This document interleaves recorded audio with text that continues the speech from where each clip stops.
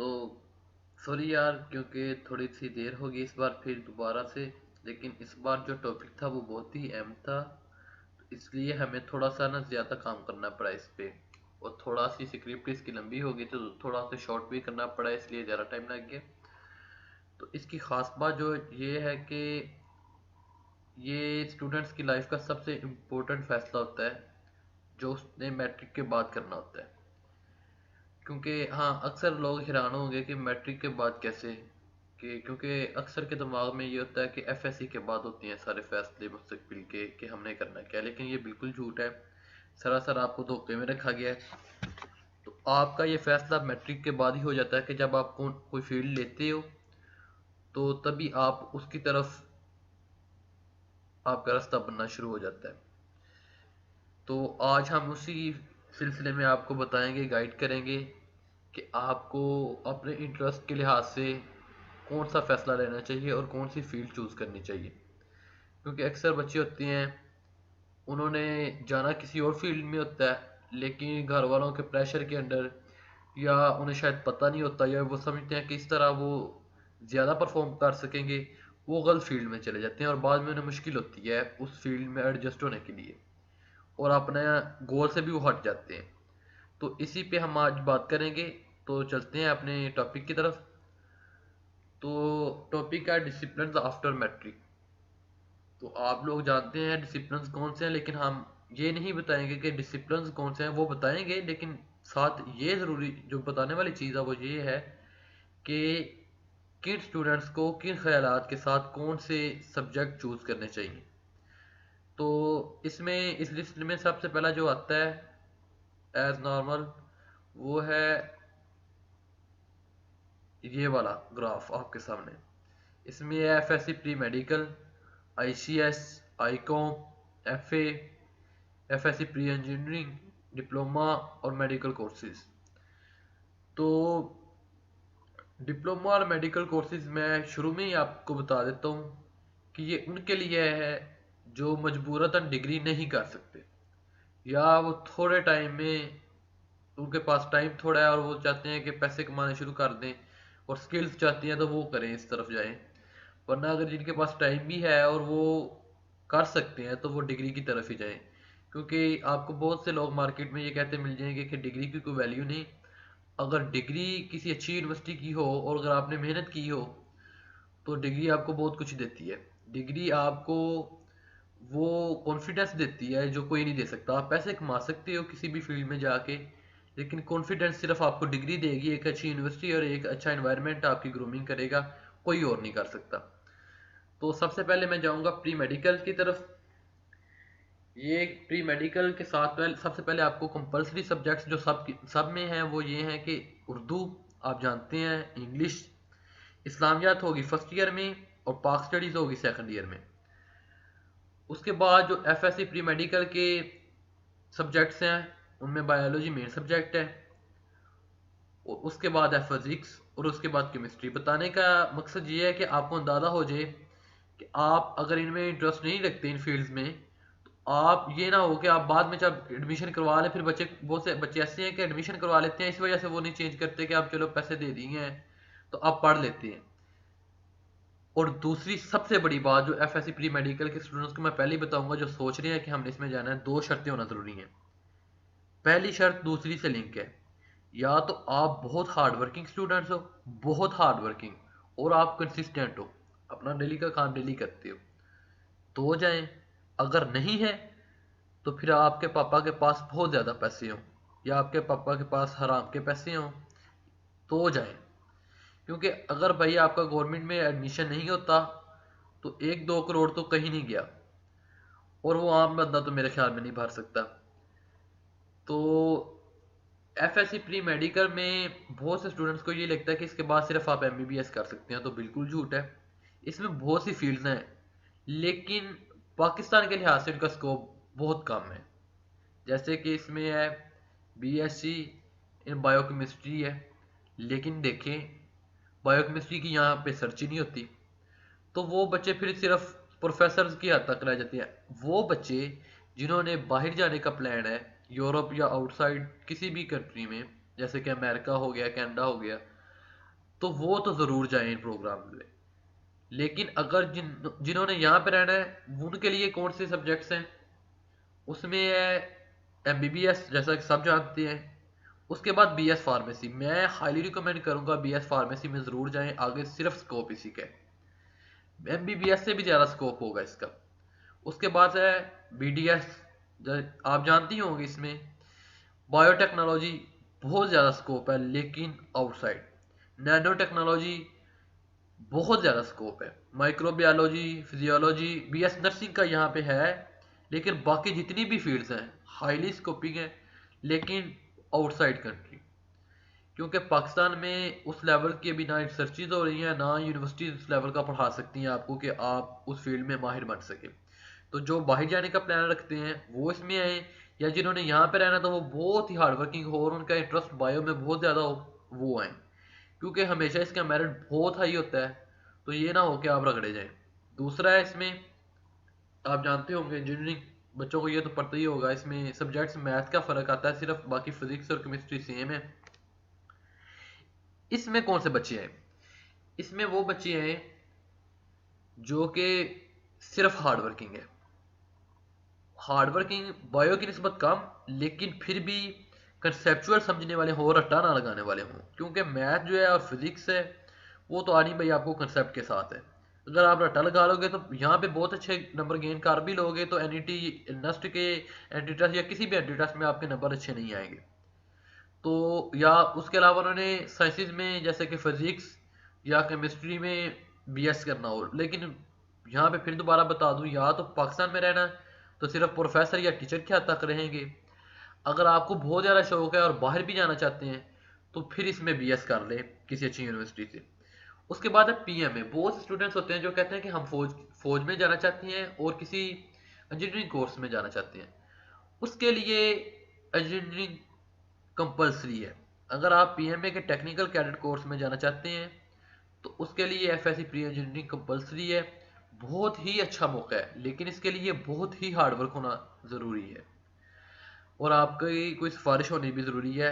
ये बहुत ही मुझे दुख के साथ कहना पड़ रहा है, लेकिन हाँ ये सच है, सिफारिश के बगैर भाई काम नहीं होता, तो सॉरी।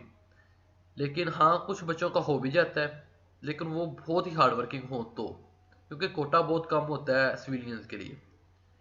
उसके बाद आईसीएस, ये सबसे जो है इम्पोर्टेंट मैं आपको बात बताना चाह रहा था, वो आईसीएस की है।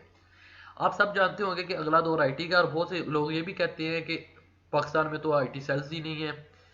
तो भाई आईटी सेल्स हों या ना हों, आप घर बैठे आईसीएस से लाखों कमा सकते हैं, लेकिन अगर आप स्किल्स रखते हैं कंप्यूटर में तो। और बहुत स्टूडेंट्स वो जाते हैं आईसीएस में जो समझते हैं कि ये शायद कोई नालायक बच्चों का ग्रो है, नालायक बच्चे इसमें जाते हैं। बिल्कुल ही झूठ है। एफएससी मेडिकल और इंजीनियरिंग से हाई स्कोप है ये, लेकिन इसमें आपका कंप्यूटर में इंटरेस्ट होना ज़रूरी है। क्योंकि इसमें लैंग्वेजेस होती हैं कोडिंग की, तो वो वही बंदा सीख सकता है जिसे जुनून हो। लेकिन जो सीख जाए वो स्कोप या उसे दर दर की ठोकरें नहीं खाना पड़ती जैसे कि हमारे अक्सर इंजीनियर्स खा रहे हैं। अगर आपके 1000 नंबर भी है और आपको कंप्यूटर में दिलचस्पी है और अगर आप मुस्तकबिल अपना सिक्योर करना चाहते हैं तो आईसीएस में ज़रूर जाएं। इसमें आगे वैरायटी आती है सब्जेक्ट्स की। कंप्यूटर इसमें मेन कोर्स है। उसके बाद अगर आपकी मैथ और फिजिक्स अच्छी है तो वो रख लें। अगर आप उसके बाद किसी बिजनेस फील्ड में जाना चाहते हैं तो आप स्टैटिस्टिक्स और मैथ्स रख लें। और अगर आप इकोनॉमिक्स की तरफ जाना चाहते हैं तो आप स्टैटिस्टिक्स के साथ इकोनॉमिक्स भी रख सकते हैं, मैथ और फिजिक्स को छोड़ के। और बार बार ये कहूँगा कि कम नंबरों की बेस पे कभी भी आईसीएस में ना जाइएगा। अगर इंटरेस्ट है तो कम हो या ज़्यादा ज़रूर जाएं। लेकिन अगर आप ये सोच रहे हैं कि नंबर कम है और मैं आईसीएस में चला जाता हूँ, इंटरेस्ट नहीं है, तो आप गलती पे हैं। उसके बाद हमारी फील्ड आएगी, इसमें जो आएंगी वो सारी की सारी ही इस वक्त हाईली रिकमेंडेड है आपको, और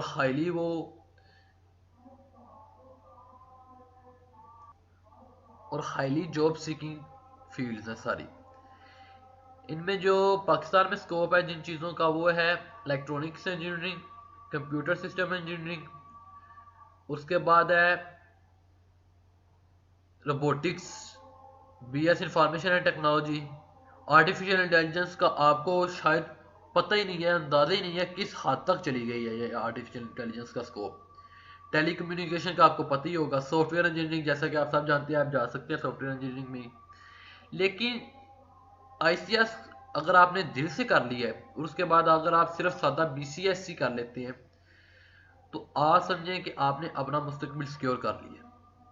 लेकिन इसके लिए दोबारा कहूंगा कि आपको दोबारा आप पूरी कंसिस्टेंसी और पूरी लगन के साथ इसमें आना पड़ेगा। ये नहीं है कि अगर आप चाह रहे हैं कि चलो कहीं नहीं हो रहा यार, या मैं आगे इंजीनियरिंग में नहीं कंटिन्यू कर सकूंगा, तो चलो ये इसी में चले जाते हैं, ना हुआ तो फिर कोई और सही, तो फिर आप गलती भी है, आप टाइम ज़ाया कर रहे हैं। बिल्कुल इसमें ना आए। अगर आप सीखना चाहते हैं कुछ, तो ये आपको बहुत कुछ सिखाएगा। उसके बाद आईको, आईकॉम को हम बहुत ही ज़्यादा अंडररेटेड करते हैं। अक्सर लोग आपको ये कहते मिलेंगे कि यार आईकॉम में ना जा रहा। और बहुत से बच्चे होते हैं वो बिजनेस में इंटरेस्ट रखते हैं, लेकिन लोगों की बातों की वजह से वो इसमें नहीं आते आईकॉम में, कि वो समझते हैं कि ये नालायक बच्चे करते हैं। तो भाई आपको पता ही नहीं है कि पाकिस्तान में जो सबसे ज़्यादा सिक्योर फील्ड है और सबसे ज़्यादा जो आपको सिक्योर फ्यूचर देगी और सबसे ज़्यादा पे देगी, वो सीए है पाकिस्तान में। और आउट ऑफ कंट्री चले जाएंगे तो फिर भी आपको सीएफए या एससीए, इस तरह के कोर्सेज आपको दिखेंगे बिजनेस के फील्ड में। तो ये अगर आपने आईकॉम किया हुआ है तो आपको इसकी बेसिस जो है सीए या एससीए की, वो ज़्यादा जल्दी समझ आएगी as compare to other students. तो इसमें तकरीबन सब्जेक्ट्स बेसिक्स वही हैं, लेकिन बहुत नैरो हैं। लेकिन आपको बेसिक कंसेप्ट दे देगा, जो कि बायो या इंजीनियरिंग या दूसरे स्टूडेंट्स के लिए समझना थोड़ा मुश्किल, थोड़ा नहीं काफ़ी मुश्किल हो जाता है निस्बतन। अगर आपने अच्छी पढ़ी हुई आईकॉम, तो आप उनसे बहुत जल्दी सीख लेंगे सीए में और बहुत जल्दी चल जाएंगे। लेकिन इसके लिए एक शर्त ये है कि आपने ये सोच के नहीं पढ़ना कि मैं एक लो फील्ड में आया हूँ और तो कोई मसला ही नहीं है, मैं तो जैसे दूसरे पढ़ रहे हैं वैसे पढ़ लूँ। नहीं, इसमें आपने पूरी डेडिकेशन के साथ पढ़ना है और हर कंसेप्ट को क्लियर करना है। इसमें आपके पास फर्स्ट ईयर में अलहदा सब्जेक्ट्स हैं और सेकंड ईयर में अलहदा सब्जेक्ट्स हैं, जैसा कि आप देख भी रहे होंगे। तो आप अगर बिजनेस फील्ड में जाना चाहते हैं तो आई कॉम आपको हाईली रिकमेंडेड है। और इसकी जो फील्ड्स हैं आगे माशाल्लाह वो आप देख सकते हैं। बीबीए अगर आप लम्ब या आईबीए से करते हैं तो इससे ज़रा स्कोप में मुझे नहीं लगता किसी भी और ग्रेजुएट डिग्री का होगा। चार्टर्ड अकाउंटेंसी प्रोफेशनल फील्ड है और कमाल की फील्ड है, मैं खुद कर रहा हूँ। तो बस आउट क्लास। एसीसीए आप जानते ही होंगे, इंग्लैंड का कोर्स है अकाउंटिंग का। और आप पूरे यूरोप में, पूरे गल्फ में कहीं भी चले जाएं रिकॉग्नाइज्ड है। बी कॉम, उसके बाद अगर आप सीएफए में चले जाते हैं तो समझिए आपके चार चांद लग गए हैं। एलएलबी आप कर सकते हैं, लॉ में जाना चाहें तो इसके बाद जा सकते हैं। और भी इकोनॉमिक्स में जाना चाहें, इस्लामिक बैंकिंग में जाना चाहें, किसी भी फील्ड में अगर आप बिजनेस के लिहाज से जाना चाहें तो आप जा सकते हैं। अगर आप बिजनेस में इंटरेस्टेड हैं तो सिर्फ बी कॉम आई कॉम रखें। अपना साइंस में दिमाग ख़राब ना कीजिएगा। साइंस की निस्बत आधी मेहनत करके आप इसमें गोल्ड मेडल भी हासिल कर सकते हैं, लेकिन आपको इसमें मेहनत करनी होगी और दिल से पढ़ना होगा। उसके बाद जो आएगा वो है एफ। ये सबसे मज़ेदार है। बहुत से स्टूडेंट्स सिविल सर्विसेज में जाना चाहते हैं, सीएसएस करना चाहते हैं। उसके अलावा या उनमें आर्ट्स के सब्जेक्ट्स या उनके अंदर कोई कुदरती टैलेंट है आर्ट के लिहाज से, लेकिन घर वालों की प्रेशर में आके, या घर वाले या लोग समझते हैं कि एफए कर रहा है बच्चा तो शायद ये तो नालायक स्टूडेंट है, तो हमने इसे ज़्यादा ही अंडररेटेड कर दिया। सीएसएस बहुत से बच्चे करना चाहते हैं, लेकिन वो गलती ये करते हैं कि वो अपना जो दिमाग है और अपना टाइम है वो साइंस फील्ड्स में ज़ाया कर देते हैं। उसके अलावा वो आर्मी में जाना चाहते हैं, वो साइंस फील्ड्स में एक तो उनका टाइम ज़ाया होता है, एक अच्छे नंबर नहीं आते, तो फिर उनके चांसेस कम हो जाते हैं। तो जो स्टूडेंट्स सिविल सर्विसेज में जाना चाहते हैं, उसके बाद जर्नलिज्म में जाना चाहते हैं, मास कम्युनिकेशन में जाना चाहते हैं, या फौज में जाना चाहते हैं, आर्मी में जाना चाहती हैं, किसी भी आर्मी की फील्ड में, तो उनके लिए हाईली रिकमेंडेड मैं करूँगा एफ ए। एक आपका टाइम कंज्यूम कम होगा, नंबर बहुत अच्छे आएंगे अगर आप पढ़ने वाले स्टूडेंट्स हैं, गोल्ड मेडल आप आसानी से गेन कर सकते हैं, और सी एस आई या सिविल सर्विसेज में आपका बहुत ही ब्राइट फ्यूचर है अगर आप पढ़ने वाले स्टूडेंट्स हैं। क्यों? आपके पास एफए में बहुत आसान सिलेबस होगा निस्बतन साइंस कोर्सेज, टाइम मिलेगा, आप इंग्लिश अपनी इंप्रूव कर सकते हैं। उसके बाद अगर आप बीए में जाते हैं, वहाँ पे आपको इंग्लिश चूज करते हैं आप, और उसके बाद एमए करते हैं किसी अच्छी यूनिवर्सिटी से या एफसीसी कर लेते हैं और अपनी इंग्लिश इंप्रूव कर लेते हैं, आप जब तक बीएस किसी बच्चे ने साइंस में करना है और उसके बाद सिविल सर्विस में आना है, आप उतने टाइम में अपनी इंग्लिश को बहुत बहुत आला लेवल तक लेके जा चुके होंगे, अपनी वोकेबलरी और अपने लबो लहजे में बहुत फ़र्क पाएंगे निस्बत साइंस स्टूडेंट्स को, जिन्हें अपनी बीएस के बाद दोबारा 2 साल या 3 साल लगाने पड़ेंगे अपनी इंग्लिश को इम्प्रूव करने में, क्योंकि साइंस आपको कभी भी इंग्लिश इम्प्रूव करने में मदद नहीं देगी। इंग्लिश खुद एक बहुत बड़ा सब्जेक्ट है। तो अगर आप सिविल सर्विसेज, मास कम्युनिकेशन या टेक्सटाइल डिजाइनिंग या कोई हुनर है आपके अंदर और आप चाहते हैं कि आगे आगे जाके आप उसे कंटिन्यू करें, तो आप सिर्फ एफए को चूज करें। इसमें आपके पास वाइड एक फील्ड है चूज करने के लिए, लेकिन ये डिपेंड करेगा आप कौन से कॉलेज में पढ़ रहे हैं या कौन से एरिया में हैं। अगर वो ऑफर कर रहे हैं ये सब, तो आप अपनी मर्जी की चीज़ें पिक कर सकते हैं। अगर आप समझ रहे हैं कि वो नहीं कर रहे और आप इनमें से किसी में दिलचस्प नहीं है, आप खुद कोई और चीज़ चूज करना चाहते हैं, तो आप फिर खुद भी तैयारी कर सकते हैं। ये कोई इतना मुश्किल चीज़ नहीं है, सारे बेसिक चीज़ें हैं, और आपको सिर्फ अपनी इंग्लिश पे ज़्यादा ध्यान देना होगा। उसके बाद जो आते हैं डिप्लोमास, बहुत से बच्चों को उनके बड़े मशवरा देते हैं, गलत मशवरा, कि डिप्लोमा कर लो तो 1-2 लाख रुपया तनख्वाह मिल जाएगी। ओ भाई, वो तनख्वाहें लेके बैठे हैं ना, वो इतनी फ्री हैं, सरासर झूठ है। डिप्लोमा सिर्फ वो करे जिसके पास एक तो टाइम नहीं है, या वो यूट्यूब में आना चाहता है, यूट्यूब या इस तरह की किसी एनिमेशन वीडियो तो बनाना चाहता है, या उसके पास टाइम कम है, तो या एज अ सेकंड जॉब कह लें या उसे आप साइड जॉब कह लें, वो वेब डिज़ाइनिंग करना चाहता है, वो अपना खर्चा खुद उठाना चाहता है, तो वो एनिमेशन या वेब डिज़ाइनिंग की तरफ आ जाए। लेकिन एनिमेशन एक फुल टाइम जॉब है, बहुत ही आला जॉब है, लेकिन अगर आप में सब्र है और अगर आप सब्र कर सकते हो और आपके वालिदैन आपका खर्चा बर्दाश्त कर सकते हैं 4-5 साल, और आप में स्किल्स भी हैं, तो आप ये डिप्लोमास कर सकते हैं एनिमेशन के। ऑडिटिंग का या डेटाबेस मैनेजमेंट, ये कोई इतने ख़ास नहीं है, क्योंकि इनके जो ऊपर की फील्ड्स हैं वो बहुत हाई हैं, तो इनका जिनसे मुकाबला है वो इनसे बहुत अपर एंड है।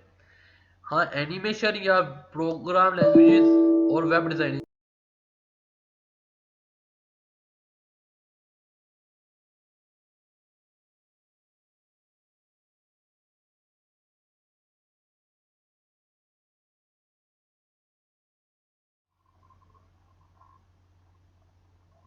तो आप इस फील्ड में जाएं। सॉरी, मेरे लैपटॉप की बैटरी थोड़ी कम है, इसलिए मैं इसे अब शॉर्ट करूँगा। तो आपसे एक दरख्वास्त थी कि अगर आप हमारी वीडियोस देख रहे हैं तो कमेंट्स में हमें खामियों का ज़रूर बताएं, और लाइक अगर दिल करे तो कर दें, लेकिन हमें कमेंट्स में हमारी खामियों से ज़रूर आगाह करें कि हमें कौन सी चीज़ें इंप्रूव करनी होंगी, इससे हमारी बहुत ज़्यादा फेवर होगी। तो मिलते हैं नेक्स्ट वीडियो में, तब तक के इजाज़त दीजिएगा। अल्लाह हाफिज़।